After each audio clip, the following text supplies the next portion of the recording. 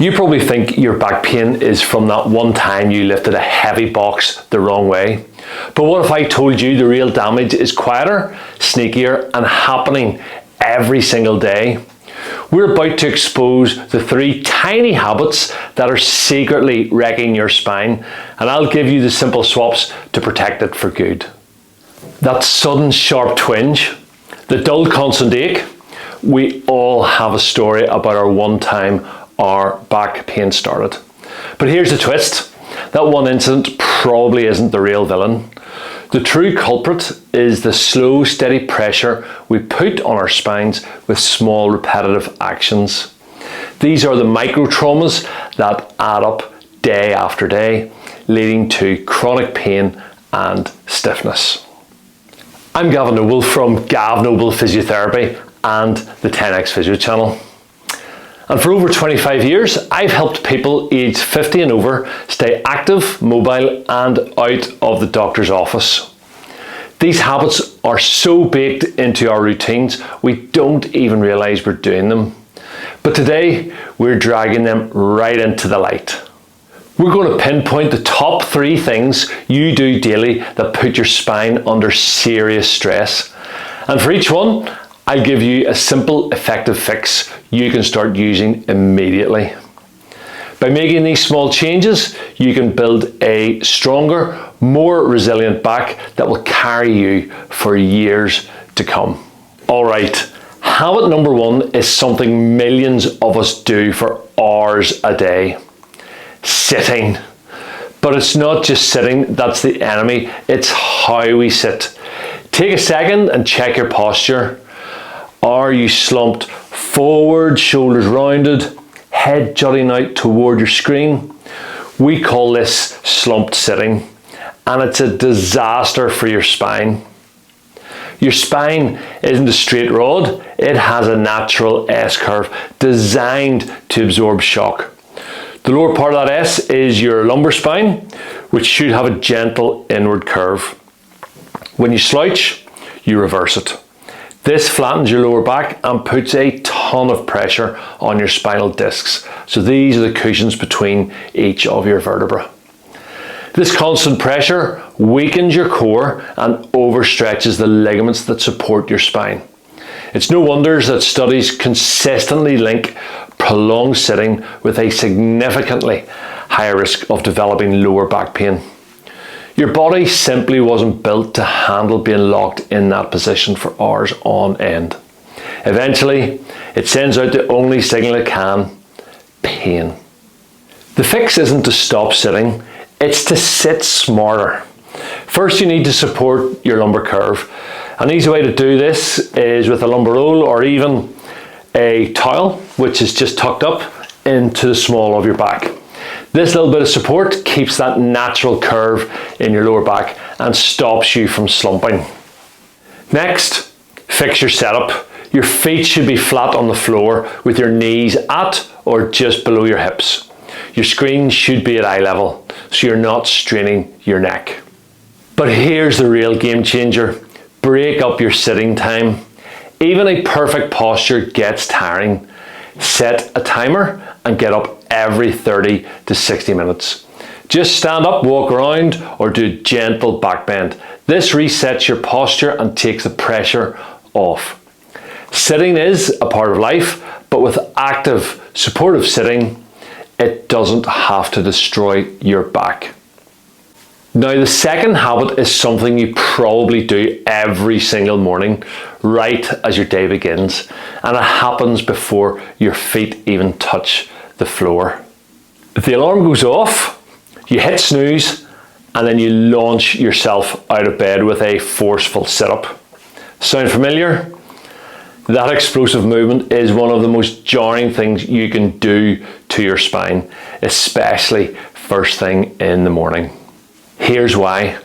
Overnight, your spinal discs soak up fluid, which makes them a little taller and stiffer by morning. This is a normal part of how your spine rejuvenates, but it also makes it more vulnerable to injury. When you do that sudden sit-up, you're putting a massive amount of pressure on those stiff, fluid-filled discs. you're combining a forward bend with a twist, which is a recipe for micro tears, disc bulges, and chronic pain over time. The simple swap is a move physical therapists have been teaching for decades, the log roll. It's exactly what it sounds like. You move your whole torso as one solid unit. Here's how to do it. While on your back, bend your knees, then roll your entire body to one side, keeping your shoulders and hips aligned. No twisting. Once you're on your side, use your arms to push yourself up as you swing your legs over the edge of the bed. The weight of your legs acts as a counterbalance, making the move feel almost effortless. This technique takes all the pressure off your vulnerable back and lets your arms do the work. It might feel a bit weird at first, but making the log roll your new morning ritual is one of the kindest things you can do for your spine. Finally, the third habit that's silently wrecking your spine happens when you're not even moving. In fact, it happens when you're completely unconscious.